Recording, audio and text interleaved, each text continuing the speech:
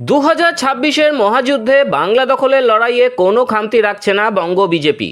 নবীন প্রবীণের মেলবন্ধনে ঘাসফুল শিবিরকে উপড়ে ফেলাই এখন গেরুয়া শিবিরের একমাত্র লক্ষ্য। শ্রীরামপুর বিধানসভা কেন্দ্রে দীর্ঘদিনের পরিচিত মুখ ভাস্কর ভট্টাচার্যকে প্রার্থী করে মাস্টার স্ট্রোক দিয়েছে দল। প্রচণ্ড গরমেও অলিগলি চষে বেড়াচ্ছেন তিনি। জনসংযোগে মিলছে সাধারণ মানুষের স্বতঃস্ফূর্ত সাড়া। জয়ের ব্যাপারে 100% আত্মবিশ্বাসী ভাস্করবাবু তৃণমূল হঠাতে এখন মরিয়া। আমাদের প্রতিনিধিকে দেওয়া একান্ত সাক্ষাৎকারে ঠিক কি বললেন তিনি, জানতে দেখুন এই বিশেষ প্রতিবেদন। ভাস্করদা, আপনাকে মাধ্যমে স্বাগত। নমস্কার দাদা, আপনি শ্রীরামপুর বিধানসভার এবারের প্রার্থী, বিজেপি প্রার্থী। শ্রীরামপুরের ভূমিপুত্র আপনি, শ্রীরামপুর নিয়ে কি ভাবছেন? দেখুন, শ্রীরামপুর নিয়ে 2016 থেকে আমি ভাবছি, তখনও আমি প্রার্থী ছিলাম। শ্রীরামপুর একটা ঐতিহ্যশালী 600 বছরের উপর পুরনো শহর। এখানে শ্রী চৈতন্যদেবের পদস্পর্শ হয়েছে, জগন্নাথ মন্দির আছে, শ্রীরাম মন্দির আছে, রামসীতা মন্দির। এছাড়া Christian missionary college, Serampore college সব থেকে বিখ্যাত, যার লাইব্রেরি হচ্ছে এশিয়ার মধ্যে 3rd, সেই কলেজ আছে। এইটা অনেক কিছু এখানে ছড়িয়ে আছে আমাদের স্মৃতি। তো এটাকে কেন্দ্র করে আমার ইচ্ছা আছে যে কেন্দ্রীয় সরকারের সঙ্গে সহযোগিতায় আমরা এটাকে যদি পর্যটন মানচিত্রে আনতে পারি, আগামী দিনে এই যে যা খ্রিশ্চান মিশনারির জন্য বাইরে থেকে, ফরেন থেকে যারা আসবেন, তারা এখানে পর্যটক হিসেবে আসবেন।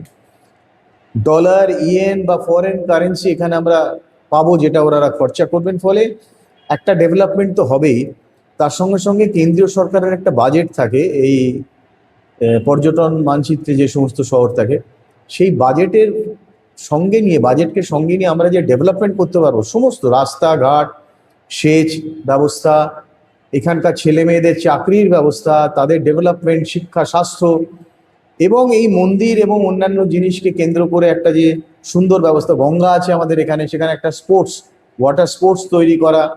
তো নানাভাবে আমরা শ্রীরামপুরকে এগিয়ে নিয়ে যেতে পারবো, যেটা আগামী দিনে শ্রীরামপুর মানুষের জন্য এবং শ্রীরামপুরবাসীর জন্য একটা গৌরবের ব্যাপার হবে। রাস্তা নিয়ে কি বলবেন? রাস্তার অবস্থা খুবই খারাপ। সাধারণ মানুষ যারা জানেন তারা দেখেন। এখানে সব থেকে বড় কথা হচ্ছে কি জানেন, যেটা প্রবলেম, সেটা হচ্ছে কাটমানি। একজন রাস্তার কন্ট্রাক্ট দেওয়া হলো কাউকে, কন্ট্রাক্টরকে, কিন্তু এত বেশি কাটমানি থাকে যে ওয়ার্ক অর্ডার অনুযায়ী মেটেরিয়াল দেওয়ার কথা সে সেই মেটেরিয়াল দেয় না। পরে একটা রাস্তা 6 মাসের মধ্যে নষ্ট হয়ে যায়, আবার অর্ডার, আবার কাটমানি। তো এই কাটমানির রেকারিং চক্রটা, এটাকে আমাকে ভাঙতে হবে, তবেই দেখবেন এখানে রাস্তাঘাট ঠিক হচ্ছে। শ্রীরামপুরে জুট মিল, আমার মনে হয় এরা একটা ডেভেলপমেন্টের দরকার আছে। এর অনেকগুলো দিক আছে যেগুলো নিয়ে আমরা পরবর্তীকালে কেন্দ্রীয় সরকারের সঙ্গেও আলোচনায় বসবো। ওয়ার্কার যারা আছে তাদের যে থাকার জায়গা আছে সেগুলোকে অনেক বেশি ডেভেলপ করতে হবে। দরকার হলে আমার ইচ্ছে থাকবে যে প্রধানমন্ত্রী আবাস যোজনায় যদি ওই বাড়িগুলোকে আমরা করে দিতে পারি, তার কিছু ব্যবস্থা করা, আইনের দিকগুলো যদি কিছু বাধা থাকে সেগুলোকে দূর করা। মোটামুটি মানুষের জন্যে, ওয়ার্কারদের জন্যে যেটুকুনি করা দরকার আইনের আওতায় থেকে আমি করার চেষ্টা করব। কিন্তু এখানে সব থেকে বড় ওয়ার্কার, এই আমাদের শ্রীরাম জুট মিল বা এগুলো নিয়ে যেটা পলিটিক্স হয়, সেটা হচ্ছে দেখবেন ঠিক ইলেকশনের সময় মিলগুলোকে বন্ধ করে দেওয়া হয়, সাসপেনশন অফ ওয়ার্ক হয়। ওয়েলিংটন জুট মিল আমি আজকে গেছিলাম, সেখানে সাসপেনশন অফ ওয়ার্ক চলছে। কোনো কর্মী এখানে নেই, সবাই দেশে চলে গেছে। এরা সব বিহার, ইউপির থেকে আসে, বন্ধ হয়ে গেলেই দেশে চলে যায়। আর এরা টোটালটাই হচ্ছে বিজেপিকে ভোট দেয়। এটা হচ্ছে সরকারের চালাকি, যে ইচ্ছে করে সাসপেনশন করিয়ে দিয়ে এদেরকে পাঠিয়ে দেওয়া, যাতে বিজেপি ভোটটা না পায়। এটাকে বন্ধ হওয়া দরকার এবং এটা নিয়ে কেন্দ্রীয় সরকারেরও ভাবনা চিন্তা করা দরকার। যারা মিল মালিক আছেন তাদের কাছেও আমি অনুরোধ করব যাতে ভোটের সময় অন্তত কোনো সাসপেনশন ওয়ার্ক না হয়। দাদা, শ্রীরামপুরের যুবকদের নিয়ে কি বলছেন, যারা ইয়াং জেনারেশন, তাদের নিয়ে কি ভাবছেন? যুবকদের ব্যাপারে আলাদা করে যদি আপনি শ্রীরামপুর বিধায়ক হিসেবে বলেন, আগামী দিনে আমি সেটা ভাবনা রেখেছি যে আমাদের যে স্পোর্টস দুটো, শ্রীরামপুর এবং রিষড়া, আমি পুরো বিধানসভা নিয়ে বলছি। শ্রীরামপুর স্পোর্টিং গ্রাউন্ড আছে, স্টেডিয়াম আছে, রিষড়াতে লেনিন গ্রাউন্ড আছে। এই দুটো গ্রাউন্ডকে খেলার উপযুক্ত করে তোলা এবং তার সঙ্গে সঙ্গে সেখানে সঠিক প্রশিক্ষণ, বিনামূল্যে ক্রিকেট এবং ফুটবলের সঠিক প্রশিক্ষণের ব্যবস্থা আমরা করব, যেটা এমএলএ ফান্ড থেকে হবে। যারা শিখবে তাদের 1 পয়সাও দিতে হবে না। এবং তার সঙ্গে সঙ্গে আমার আরেকটা ইচ্ছা আছে যে যারা যুবক, যারা বা যুবতী যারা যারা চাকরির জন্য কম্পিটিটিভ পরীক্ষা দেয় তারা দেখবেন রাইস বা বিভিন্ন অর্গানাইজেশনে ভর্তি হয়, অনেক টাকা খরচা হয়। একটা চাকরি এক্সামিনেশন দিল, ব্যাংকের দিল, হলো না, আবার ভর্তি হলো। সেইটা যাতে না হয় আমি এখানে একটা চেষ্টা করব প্রশিক্ষণ শিবির করা বা প্রশিক্ষণ ব্যবস্থা করা, যেটা আমার ফান্ড থেকে, মানে এমএলএ এর ফান্ড থেকে হবে, সেখানে তাদের এক পয়সাও যাতে না দিতে হয়। চাকরি পাবে তারপরে তারা খরচা করবে, তার আগে তারা খরচা করবে কেন? এটা তো সরকারের দায়িত্ব তাদের দেখা। সেই ব্যাপারটা যাতে আমরা আনতে পারি সেদিকে আমার নজর থাকবে। দাদা, সংকল্পপত্র আপনাদের, সেখানে তো একটা চাকরির কথা বলা হয়েছে, সেই বিষয়টা। আমাদের সংকল্পপত্রে তো অনেকগুলো জিনিসই বলা হয়েছে, তার মধ্যে থেকে আবার তৃণমূল চুরিও করতে আরম্ভ করেছে, যাদের যা স্বভাব। যেমন এই পর্যটন মানচিত্র আনবো, যেই বলেছি ওদের সংকল্পপত্রে দেখলাম সেটাকে ঢুকিয়ে দিয়েছে ওরা পর্যটন মানচিত্র। ওরা কিছুই করতে পারবে না, ক্ষমতায়ও আসছে না, আর করতেও পারবে না। যদি করতে পারতো বিগত 14 বছরই তারা করতো। মানুষকে বিভ্রান্ত করার জন্য এইসব কথাগুলো ওরা বলছে। যেটা ওদের দ্বারা হবে না সেটা 14 বছরে মানুষ বুঝে গেছে, যেটা বিজেপির দ্বারা হবে মানুষ সেটা জানে। 21টা রাজ্যকে দেখছে, পশ্চিমবঙ্গ তার মধ্যে অ্যাড হবে। দাদা, মহিলাদের নিয়ে কি ভাবছেন? মহিলাদের নিয়ে আমি শুধু ভাবছি না, মহিলাদের নিয়ে আমার সরকার ভাবছে, বিজেপি সরকার ভাবছে। প্রায় 75 লক্ষ মহিলাকে আমরা আগামী দিনে আবাস যোজনার বাড়ি দিয়ে লাখপতি দিদি করতে চলেছি। 3000 টাকা করে তাদের হাতে আমরা অনুদান বা ভাতা বলছি না, সাম্মানিক তুলে দেবো। কারণ তাদের হাতেও ক্রয় ক্ষমতা বাড়া দরকার। একটা ক্রয় ক্ষমতা মানুষের বাড়লে সেখানে ইকোনমিক্যাল স্ট্রাকচার বাড়ে। 500-1200 টাকা নয়, 3000 টাকা প্রতি মাসে থাকবে। কেউ যদি মনে করেন যে এককালীন টাকা নিয়ে কিছু ব্যবসা করবেন, তাহলে সেইটাও তার হাতে দেওয়া হবে, যাতে আগামী দিনে সে ব্যবসার সুযোগ পায়, স্বনির্ভর হতে পারে। আর যুবকদের জন্যও একটা ব্যবস্থা অনেকদিন আগে আমরা এটা ডিক্লেয়ার করেছি, যে তাদের সাংবিধানিক অধিকার আছে চাকরি পাওয়ার, সেহেতু সরকার চাকরি না দিতে পারলে তাদেরকে বেকার ভাতা দিতে হবে, আমরা সেটা দেবো। এবং সেটা 3000 টাকা দেবো। ওই 1500 টাকার লাইনে দাঁড় করাবো না, ডাইরেক্ট তাদের ব্যাংকে চলে যাবে, কাউকে লাইনে দাঁড়াতে হবে না। যতদিন না পর্যন্ত আমরা চাকরি দিতে পারছি সবাইকে, ততদিন পর্যন্ত এটা চলবে। আমরা শিল্প হাব করবো সিঙ্গুরেতে, এটাও শুধু আমরা নই, আমাদের সরকার করবে। আমাদের স্টেট থেকে, রাজ্য থেকে বলা হয়েছে। এই শিল্প হাব হলে স্বাভাবিকভাবেই সমস্ত হুগলি জেলা একটা কর্মসংস্থানের প্রবাহ তৈরি হবে, কর্মসংস্থানের জোয়ার আসবে। তো ন্যাচারালি যুবকরাও সেখানে চাকরি পাবে। আমরা চাই যাতে ওরা পরিযায়ী শ্রমিক হয়ে আগামী দিনের ভবিষ্যৎটা না কাটায়। দাদা, তৃণমূলের যে সন্ত্রাস, সেটা উৎখাত হয় বলে মনে হচ্ছে আপনার এবার? তৃণমূল তো সন্ত্রাস করতেই তাদের দলটাকে তৈরি করেছে, ওরা তো সন্ত্রাস না করে জিততে পারবে না। যদি সন্ত্রাস না করতো, যদি মানুষের ভোটে ওরা চেষ্টা করতো, তাহলে তৃণমূল একটা টার্ম থাকতো, সেকেন্ড টার্ম থেকে আর তৃণমূল থাকতো না। তাই জন্য সন্ত্রাস ওদের একটা পুঁজি, যেটাকে ব্যবহার করে যেমন ব্যবসা হয়, ওরা তেমনি ব্যবসা করছে। মানে মানুষ রুখে দাঁড়াবে বলে মনে হয়? মানুষ রুখে দাঁড়িয়েছে।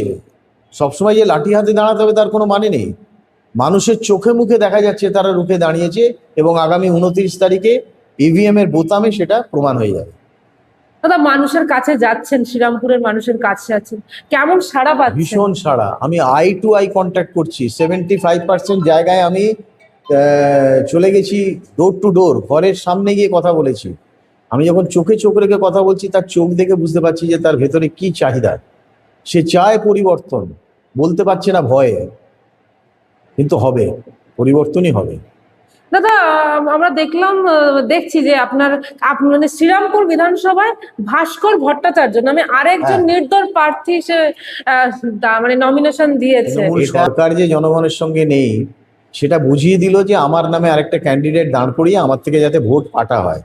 ফেয়ার প্লে করতে এরা পারে না। আমিও তন্ময় ঘোষের নামে ক্যান্ডিডেট পেয়ে গেছিলাম, দাঁড় করাতে পারতাম, কিন্তু আমি বলেছি না, আমি তন্ময় বাবুর সঙ্গে সরাসরি লড়বো। একজন শিক্ষিত মানুষ, ভদ্র মানুষ, মার্জিত মানুষ, লড়বো। মানুষ যাকে পছন্দ করবে, যদি ওনাকে পছন্দ করে ওনার, আমাকে পছন্দ করলে আমার।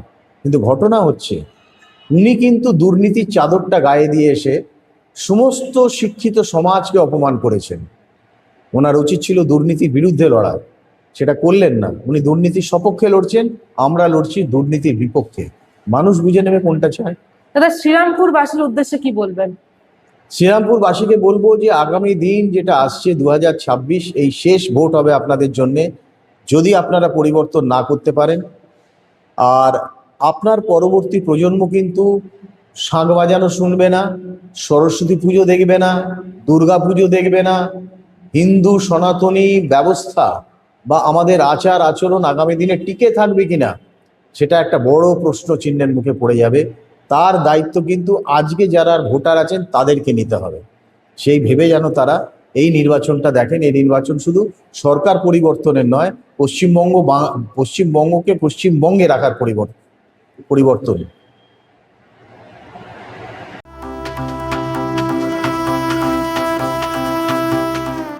जब विजन बड़ा हो, जब नेतृत्व निर्णायक हो, तब विकास सिर्फ घोषणा नहीं, वास्तविकता बनता है। आज महाराष्ट्र उसी वास्तविकता को जी रहा है। प्रधानमंत्री नरेंद्र मोदी के आत्मनिर्भर भारत के संकल्प ने भारत को वैश्विक निवेश का सबसे भरोसेमंद केंद्र बनाया है।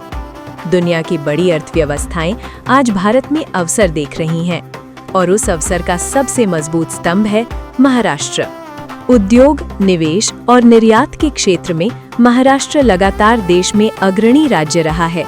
चाहे औद्योगिक उत्पादन हो, चाहे विदेशी निवेश आकर्षित करना या फिर इंफ्रास्ट्रक्चर की मजबूती, महाराष्ट्र ने कई राज्यों से आगे निकलकर अपनी अलग पहचान बनाई है।